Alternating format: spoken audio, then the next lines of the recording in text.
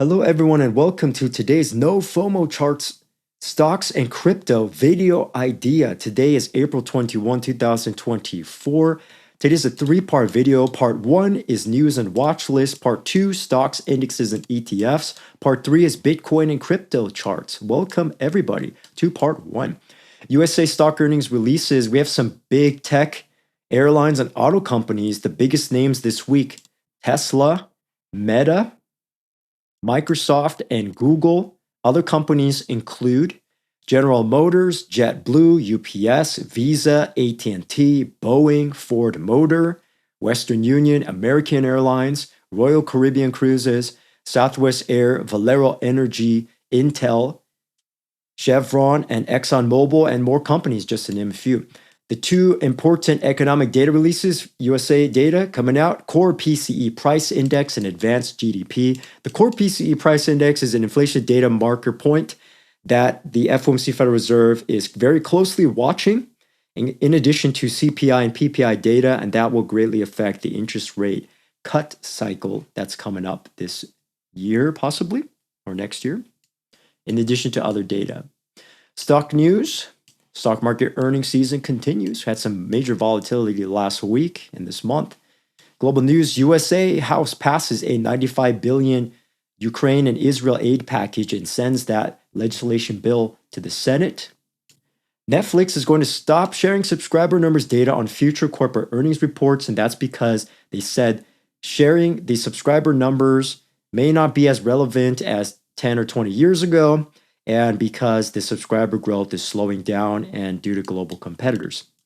Tesla is cutting the prices of their Model Y, X, and S vehicles while also cutting 10% of its staff globally. Unfortunately, the stock is in a price downtrend. Crypto news.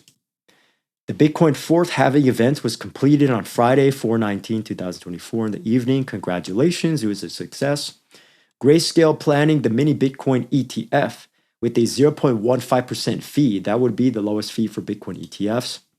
Hong Kong is approving conditional launch of spot Bitcoin and Ethereum ETFs. What this means is no spot ETF trading yet, but it will allow asset managers to file the applications for the trading in the future, and they must have SFC approval first. And finally, Ethereum co-founder Vitalik Buterin reminded us in an interview this week that crypto is not about trading digital assets. It is about liberty and decentralization, which means freedom and privacy for individuals and citizens. A good reminder of why Bitcoin and Ethereum and some of the major cryptos were created in the first place. Let's go ahead and move on to part 2. Stock market. Welcome, everybody. The S&P 500. Before we launch, if you notice, I have a larger ticker symbol here in the upper right-hand corner in the blue, and also the scale font has been increased compared to last week. Going to try that out this week. S&P 500 in a short-term downtrend. Long-term still in the uptrend, but then if you obviously see here, we're almost hitting that 236 Fibonacci level of 495 price. We hit my target exactly. Now, it depends on earnings as well, but we're going to start to see if we're going to get a bounce, because if I'm moving faster in the hourly or the 4 hour, it starts to get into that oversold region down here on the RSI. Not seeing a huge amount of bullish momentum yet. The weekly also hit that 236 and the monthly as well. So basically looking for a potential bounce. It could bounce up to like 510 area just to establish that lower high and possibly retest. So there's three scenarios. Obviously, one could continue going bearish. We could either consolidate to the side or bounce back up. If we bounce back up, we would have a short squeeze going on. And the clues for that would be even on the 15-minute chart, that if we hold support above 494, it would be in pretty good shape for a potential bounce that's earnings dependent. Let's go here to QQQ. Now, QQQ, we lost the 236. Starting with the monthly chart, did have that large evening star pattern On a weekly chart as well, we lost the support 435 and just got obliterated down to the 414 level. On a 4-hour chart, it does seem that we are on the oversold. On an hourly chart, we are on the oversold as well. But you want to watch and wait to see if there's going to be a bounce at 409. If it's going to hold 409, see if it bounces to 419 or 425. But this X marks the spot. 405, 406 level looks like an interesting type of support. And this must have been from a different, much longer term support level. So we're basically filling the gap to the downside here of like 405, 406. Let's go to DIA, also bouncing and falling down to our 236 level, the target that I exactly specified, 379. All right, starting with the monthly chart, it seems that we did have that bullish engulfing candle. On the weekly chart, there was that evening star, but that was 3 weeks ago. On the daily candle, we do have this 236, but it's holding that level of 375 very nicely. On a 4-hour chart, still in the downtrend off of the RSI bounce. And actually, on an hourly, we are in about 55, almost neutral RSI. So the two levels of support, 380 on the resistance on the top side, and also 375 on the bottom side. We're in just this really tight rectangle going sideways right now. I'll put in a blue box for next time. And it's almost turning into a little Darvis box. If this breaks bullish, 1.2% to the upside. If it breaks bearish, about 1 to 2% to the downside. Let's reset here on the daily chart. And that's basically similar to SPY. If we bounce up, resistance to about the 385 area. And if we fall down, probably 370 area. IWM, last one. Very interesting to see the Fibonacci got erased, but we hit this 382 level exactly. Again, if we're going to break bull because of pressure, the upside target is 199, downside target 186. We could consolidate here as well. On the monthly, bearish engulfing candle, weekly candle, bearish continuation candle, daily, looks like some shorts are taking some profit there. You see some wicks on the top of those candles. The 4-hour as well, bouncing off that 382 level, but still a downtrend. Be careful of this. Be careful longing that because there's no break yet, or there's no double bottom or consolidation. The hourly, it's turning into almost like a descending or falling wedge. So we need to see breakout like this to get to that 199 level. Very quickly, let's go through gold. Did not do this last week. So let's reset the chart. Gold on a daily. We had this beautiful breakout all the way up to 222. Now on the monthly chart, still looking fine. Weekly chart, there was a shooting star last week, which is why I was hesitating taking a trade. But we had a little bit of continuation, starting to flag to the side, consolidate now. So we'll know this rally is over once we lose this larger support trend line on the downside. And it's almost looking like a very short-term ascending triangle. If that's true, the volatility could be 1 to 3%. So the upside target, 1% would be 224. Bring it down 1% would be about 218. And I'll just leave those two targets for the next stream. But we're still in that golden up cross and see if those levels hold. Silver on a daily chart here, and just watching to see the price at 27. There is a similar pattern with gold as that it's going sideways. You can see in that consolidation triangle. There is the larger support level of $25. And it went a little parabolic here, almost like a gap up, 3 days of gap up. That's pretty serious. It did pop out for that day out of the Bollinger Band and reverting back to the mean for that. Now on the monthly chart, still green candle. Weekly chart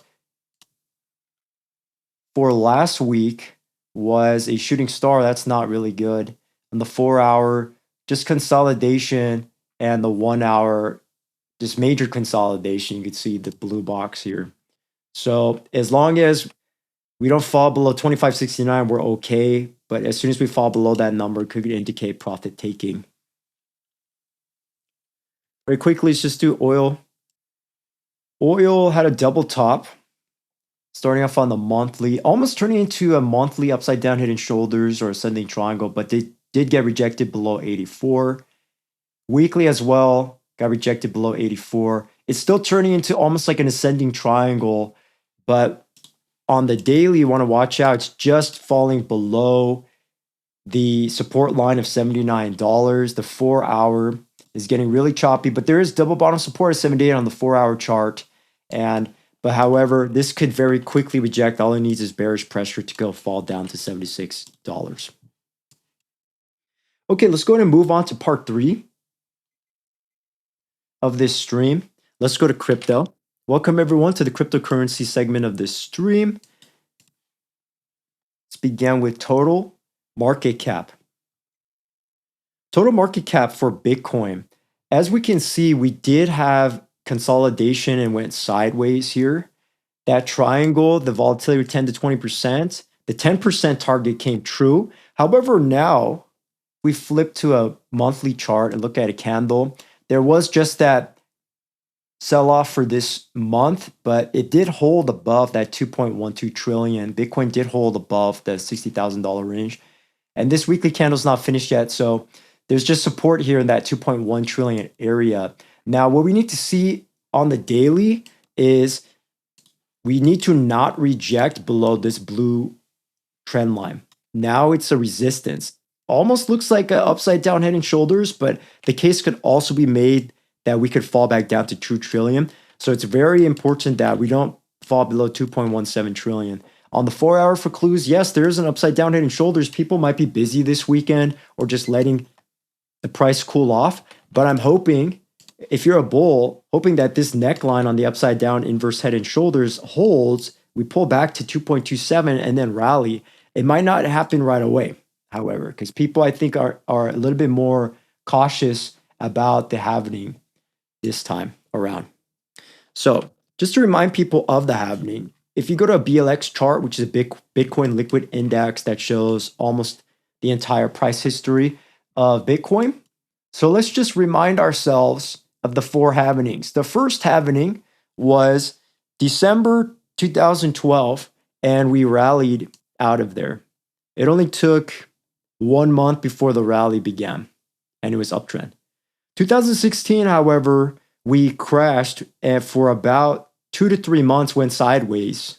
It's very hard to see, but it pulled back and then went sideways and then we went up.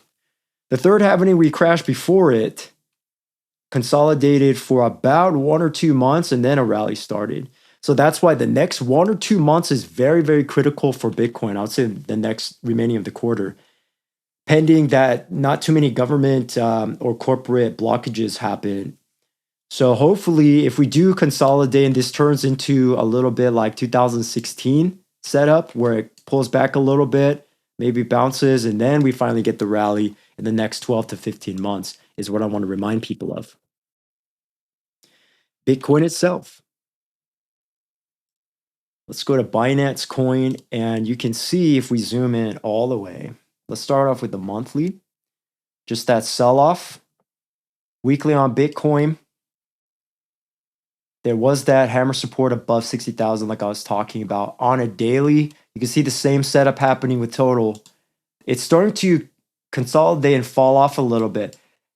On the 4-hour, I'm hoping, again, this upside down head and shoulders is true. Hopefully, we just need to really hold that neckline of $64,000, and then we might have 6% to the upside. Upside target, $68,000. Downside target, $59,000.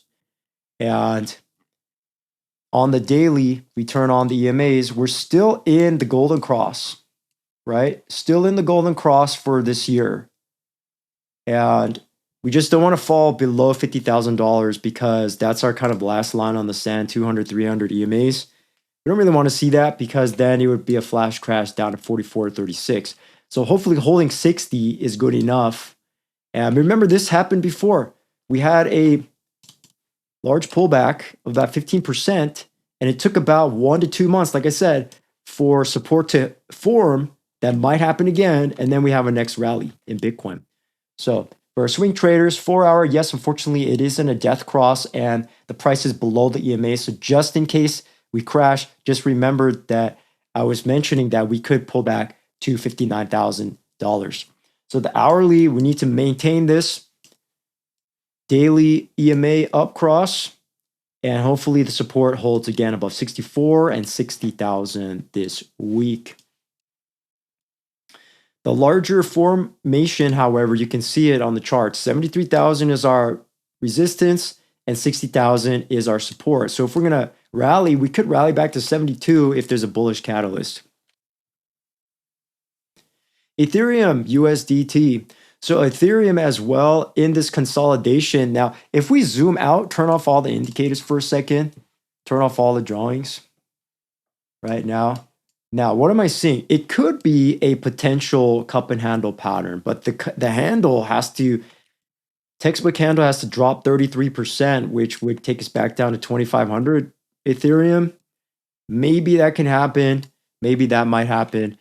If it does, just need to make sure we establish the level of support on the handle. And if we put a long-term trend line, you could see exactly where we're bouncing. So I forgot to say this about Bitcoin. Let me just backstep for a second. If we draw the trend line, you'll also see the 2024 trend line is right where we're bouncing as well. So Ethereum as well, it's 2024 trend line time. Either this line right here above $3,000 is going to hold or it is not going to hold, and then we'll have a crash. So if it's low, lower, high, lower, low, maybe lower, high, lower, low. If that happens, bearish can attack below 3,000. However, if bulls want to defend the support of this year, we need to buy 30,000. Bullish catalyst up to 34K. Excuse me, up to 3,000K. 3.4. So that's where we're going. 3,400 is the upside target. Excuse the numbers there. Well, let's move on. Binance Coin on a monthly chart is having some consolidation. Weekly support above 500. The daily chart right here, 514 with the bounce, the same triangle holding. Now it's actually turning just like Bitcoin. You can see the two horizontal yellow lines, and 610 and 526 is our level of support, just consolidating to see if we're going to have continuation or not. We can also draw that same extended trend line. Binance Coin not dropping yet to the lower 500s. You can see it already had this nice bounce up to about the 605 range. So consolidating at this time does not seem to be a cup and handle. Solana, let me use a different chart. Solana on the daily, sort of on the monthly, having some bearish piercing candle.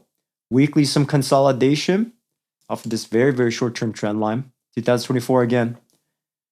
The daily bouncing off that trend line, we can draw the extended on the top now to a broadening wedge formation. The 4-hour, everything's tracking Bitcoin right now. It looks almost the same as well, except we're not extremely oversold yet. On the daily, we did not touch the 200 EMA, which would be 111. That's okay. That's okay to see. We'll bring up a different chart to see if we're going to get this cup and handle. So we did hit this big resistance zone just below 220.